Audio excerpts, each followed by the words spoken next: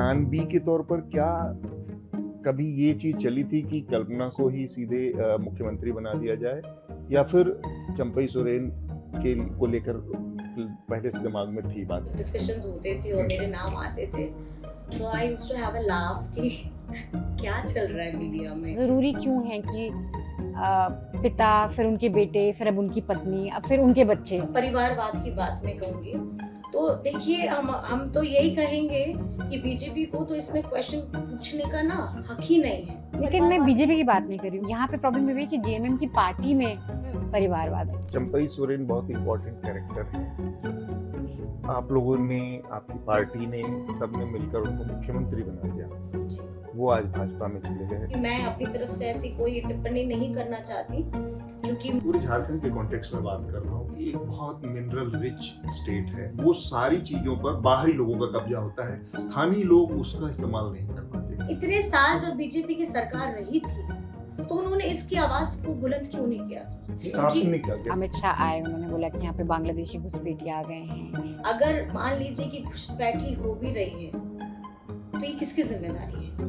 आप लोगों का कैसा चल रहा है? कांग्रेस के साथ आपको फुल सपोर्ट मिल रहा है या आपको लग रहा है कि ज्यादा आप ही भार उठा रहे हैं अलायंस में? मैंने लोकसभा में भी सबके लिए किया था कैंपेन, सिर्फ अपने लिए नहीं किया था। मैं उसमें अपना बाई इलेक्शन भी लड़ रही थी और हमारे महागठबंधन के जितने कैंडिडेट्स थे उनका भी प्रचार कर रही थी। तो मुझे उसी तरीके से लग रहा है कि हमारा विधानसभा का है। लेकिन कैंपेनिंग में मदद होती है अगर राहुल ज्यादा आते। Welcome to another election show.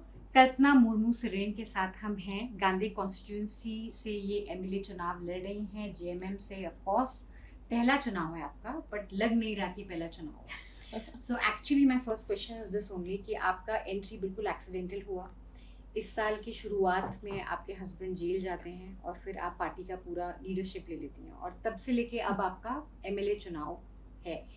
कितना डिफिकल्ट था ये स्टेप कि आप पॉलिटिक्स में एंट्री करें, क्योंकि इससे पहले हमने आपको बिल्कुल नहीं देखा था पॉलिटिक्स में? आपको पता है कि इस साल के शुरुआत में जनवरी में 31 जनवरी को सर को गिरफ्तार किया गया था और फिर उन्हें भेजा गया था जेल। और उसके बाद में एक पार्टी ने जिम्मेदारी दी और उसी वक्त में गांधी की सीट भी हमारे खाली की गई थी और उसका इलेक्शन होना था, बाई इलेक्शन होना था। तो मैंने उस इलेक्शन के लिए पार्टी ने मुझे जिम्मेदारी दी कि अब आपको इलेक्शन लड़ना है। तो that was my first time. और उसके बाद मैं पहली बार 4 मार्च को मैंने अपनी गिरिडीह में पहली सभा की थी एज अ पॉलिटिकल, अगर आप बोल सकते हैं कि मेरा पहला पदार्पण रहा होगा वहाँ पे। और उसके बाद से चीज़ें चली, उपचुनाव भी जीता झारखंड में, फिर हम लोगों ने लोकसभा में 5 रिजर्व सीट्स भी जीती और फिर हमारा झारखंड का विधानसभा इलेक्शन अभी तो अगर कहेंगे तो ये सेकंड टाइम है। सेकंड टाइम है। तो गांधी के लिए फिर से मुझे इस बार रिस्पॉन्सिबिलिटी मिला है कि फिर से करना है। केस अभी चल रहा है। जी। आपने बोला कि कॉन्स्पिरेसी है, बीजेपी चाहती नहीं कि आप लोग काम करें, और लेकिन एक आम आदमी से जब हम बात करते हैं झारखंड में, एक चीज लोगों के जहन में रहती है कि अगर जेल गए हैं तो कुछ ना कुछ किया होगा।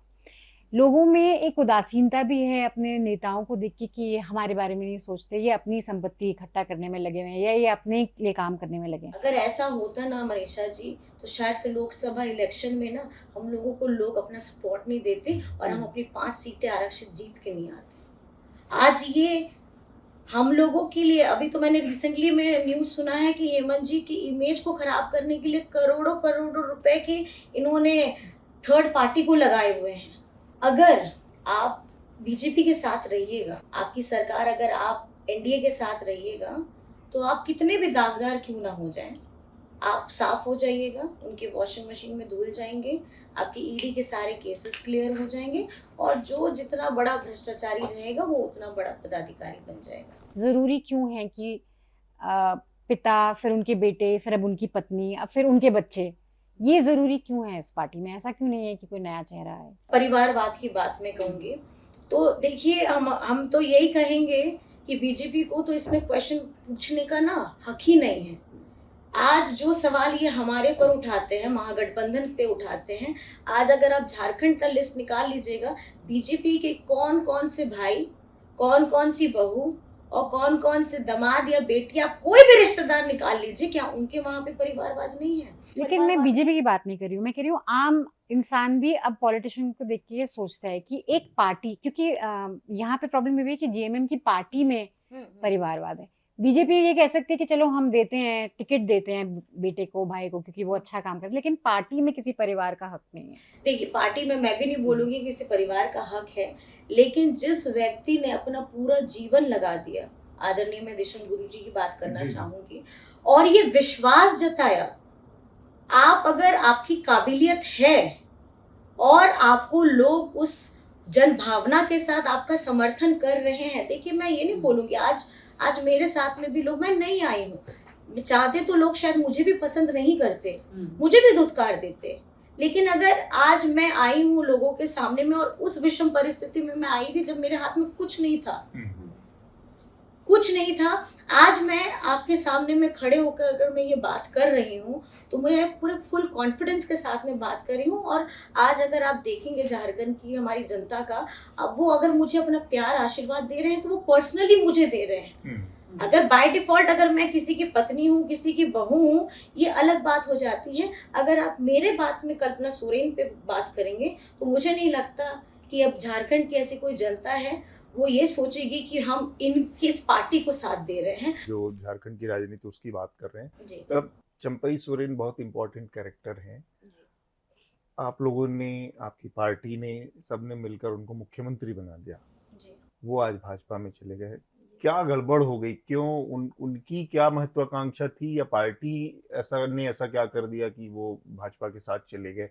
वो कहीं ना कहीं झारखंड मुक्ति मोर्चा के साथ ही रहे हैं, बहुत आदरणीय रहे हैं, बड़े रहे हैं, और कहीं ना कहीं एक अपने बड़े का, अपने साथी का चले जाना थोड़ा सा तकलीफ जरूर देता है। जी। लेकिन अभी के समय में मैं ये कहना चाहूंगी कि आजकल आप अगर किसी की पर्सनल लाइफ में घुस करके अब ये पूछेगा कि आपने ये डिसीजन क्यों लिया, तो आई थिंक उन व्यक्ति का अपना पर्सनल डिसीजन है और उनसे पूछना चाहिए कि उन्होंने ये डिसीजन क्यों लिया। ये जो चुनाव है अब चल रहा है इस समय, पिछली बार जब आपकी सरकार 2019 में चुनकर आई थी तब कुछ परिस्थितियां थी, वो परिस्थितियां ऐसी थी कि उसमें आजसू अलग होकर चुनाव लड़ रही थी, और जो रघुवर दास की सरकार थी उसने कुछ फैसले किए थे, मसलन CNT एक्ट, SPT एक्ट, उस सब में बदलाव की चीज़ें, कोशिशें थी, जिसकी वजह से काफ़ी यहाँ पर नाराज़गी थी, आंदोलन था, पत्थलगड़ी का आंदोलन था। ये सब स्थितियां थी जो कि भाजपा के खिलाफ उस समय काम कर रही थी। अब हम देखें तो वो 5 साल पुरानी बात हो गई है। आजसू के साथ आज भारतीय जनता पार्टी का गठबंधन है, तो भारतीय जनता पार्टी एक अच्छी स्थिति में नजर आ रही है। जब ये पिछली डबल इंजन की सरकार थी, इन्होंने हमारे गरीबों का आवास का पैसा को इनके स्टेट, जहाँ इनके बीजेपी के स्टेट में इनकी गवर्नमेंट रहती थी, वहां भेज देते थे। और आज हम लोगों ने झारखंड में 25 लाख परिवारों को वो आवास देने का काम किया है, और वो भी राज्य की निधि से दिया है। आप ये समझ सकते हैं कि हमारे यहाँ झारखंड में लोग सरकारी स्कूलों को बंद कराते हैं, और आज हम लोग CM स्कूल ऑफ एक्सीलेंस खोलते हैं, जिसमें सरकारी स्कूल में प्राइवेट स्कूल के तरीके से वो बेहतर शिक्षा दे सके। और पेंशन के लिए जो ये पेंशन का भी राग लापते हैं, झारखंड में पिछले 2 वर्षों में मैं आपको बताना चाहूंगी 27 लाख लोगों को पेंशन की 1000 रुपए की राशि दी जा रही है। आज टोटल अगर आप कैलकुलेट करेंगे तो 40 लाख लोगों को हम लोग पेंशन की योजना से जुड़े हैं, जिसका भुगतान हम लोग कर चुके हैं अक्टूबर तक का। आज अगर हम जनमानस को लेकर के नहीं चलेंगे, इनकी बुनियादी जरूरतों को लेकर के नहीं चलेंगे, तो आप अपनी जनता के सामने में जो आपके उनकी बुनियादी जरूरत है, अब उनको पूरा नहीं करेंगे तो आप क्या मुंह लेकर के जाएंगे? पूरे झारखंड के कॉन्टेक्स्ट में बात कर रहा हूँ कि एक बहुत मिनरल रिच स्टेट है, खनिज संपदा के ऊपर बैठा हुआ राज्य है, और ये एक आप कहें एंजाइटी, एक चिंता या एक टेंशन हमेशा नजर आती है, यहाँ से निकल कर आती है कि वो सारी चीज़ों पर बाहरी लोगों का कब्जा होता है। बाहरी कॉरपोरेट आता है, बिग कॉरपोरेट आता है, यहाँ पर पैसा बनाता है, पैसा बाहर चला जाता है, स्थानीय लोग उसका इस्तेमाल नहीं कर पाते। देश के सिर्फ 1-2 राज्यों को बढ़ाने के लिए झारखंड की जमीन से खजाना निकालते हैं, और ये उन राज्यों को चमकाने का काम करते हैं, लेकिन बदले में जो हमारा हिस्सा है, ये हमारा हिस्सा देना भूल जाते हैं। और इतने साल जब बीजेपी की सरकार रही थी तो उन्होंने इसकी आवाज को बुलंद क्यों नहीं किया था? आपने क्या किया, मैं ये मैं वही चीज आपको मैं बताना चाह रही हूँ, क्योंकि हमारे इसी योजना के तहत हम आगे में काम करेंगे और यही हमारी प्राथमिकता है, क्योंकि 1,36,000 करोड़ जो हम लेकर के आएंगे उसी पैसे को लेकर के हम सभी अपने जितने विस्थापित लोग हैं उन लोगों को हम एक योजना के साथ जरूर जोड़ने का काम करेंगे। क्योंकि आप कहीं ना कहीं समझते हैं कि बड़ी बड़ी फैक्ट्रियां जो रहती हैं, बड़े बड़े कॉर्पोरेट्स लोग आते हैं, वो अपना काम करते चले जाते हैं, यहाँ के लोगों को क्या मिलता है? विस्थापन। यहाँ के लोगों को क्या मिलता है? हेल्थ इश्यूज, डेली बेसिस में उनका पानी का दिक्कत। आप सोचिए कि मूलभूत जो जरूरतें हैं यहाँ की, उन तकलीफों से हम लोग गुजर रहे हैं। और आज कहीं ना कहीं मैं समझती हूँ कि हेमंत सोरेन जी ने जिस आवाज को बुलंद बीजेपी को करना चाहिए था उन्होंने नहीं किया, और हमारा 1,36,000 करोड़ आज भी बकाया है। और आप उस पैसे को वापस लाने के लिए सुप्रीम कोर्ट का भी ऑर्डर हो गया है, लेकिन उसके बावजूद भी आज तक रॉयल्टी नहीं हुई है, वो अभी तक हम लोग को मिल नहीं रहा है। अभी ये सोचिए कि अब ये दुर्भाग्य ही बोलिए कि अगर आप सत्ता में हैं उसके बावजूद भी एक आप किराया भी अगर किसी के घर में जाते हैं अतुल जी, तो आप किराया देते हैं ना महीना में, चलिए आप 1 महीने के बाद ही देते हैं, फ्री नहीं देते होंगे, 1 महीना रह लिए उसके बाद किराया देते हैं। यहाँ बरसों बरस हो गए। महिलाओं के लिए क्या बड़े मुद्दे, क्योंकि आपकी बड़ी कॉन्स्टिट्यूंसी बढ़ रही है महिलाओं के साथ, बड़ी तादाद में लोग आते हैं आपको सुनने। और अब हम बीजेपी को भूल जाएं कि उन्होंने 20 साल किया क्या नहीं किया। महिलाओं का अभी भी बहुत बेसिक हेल्थ पैरामीटर्स बहुत पिछड़ा है झारखंड में। प्रेगनेंसी के लिए एक्सेस नहीं होता, काफ़ी विमेन अभी भी चाइल्ड बर्थ में मर जाती हैं। हम कितना सुनते हैं ट्रैफिकिंग का, झारखंड से लड़कियां जो जाती हैं, कभी कभी मेड्स हेल्प के लिए जाती हैं, उनका शोषण होता है। अगर हम ये छोड़ दें कि हम आपको पैसे देंगे, ये तो अलग चीज़ हो गई, लेकिन पॉलिसी के तौर में आपका क्या विजन है या क्या प्रायोरिटी रहेगी महिलाओं के लिए झारखंड में? हम लोग झारखंड में हॉस्पिटल्स करें, ठीक है, दैट इज इम्पोर्टेंट, बट दूरगामी सुदूरवर्ती इलाकों में हम कैसे पहुंचे या उनको हम सुविधाएं कैसे पहुंचाएं, इस पे काम करना बहुत ज़्यादा ज़रूरी है। और जहाँ तक कि ट्रैफिकिंग की बात होती है, मैं आपको बताऊं कि झारखंड में अब तो पहले बहुत ज़्यादा होता था, अब तो बहुत कम हो गया है। और हम लोगों को रोजगार आ गया है ना? हाँ जी, और अभी रोजगार भी हमको यहाँ पर में जैसे सेल्फ हेल्प ग्रुप होती हैं, कुछ अपने छोटे छोटे काम धंधे, आप पापड़ बना रहे हैं, अचार कर रहे हैं। और हमारे झारखंड में बहुत जड़ी बूटियों का चलता है, क्योंकि यहाँ पे हम लोग खेती बाड़ी बहुत अच्छे से करते हैं।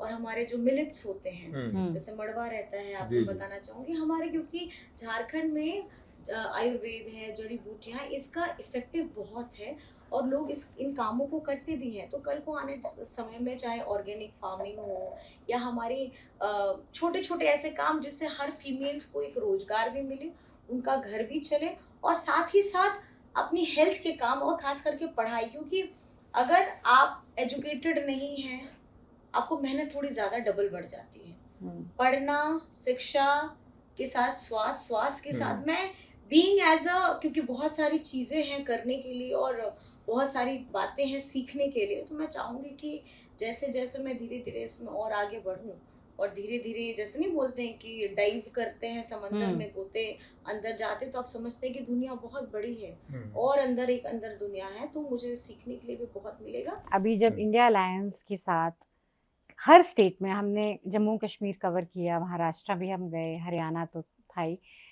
रीजनल पार्टी से कहीं ना कहीं शिकायत रहती है कांग्रेस से। जैसे JN के इलेक्शन में भी उमर अब्दुल्ला बीच बीच में बोल रहे थे कि हमें कांग्रेस से सपोर्ट नहीं मिल रहा, वो लेट उठ रहे हैं। जम्मू कश्मीर में हम बहुत काम कर रहे हैं, लेकिन जम्मू में वो लोग अभी उठे नहीं हैं।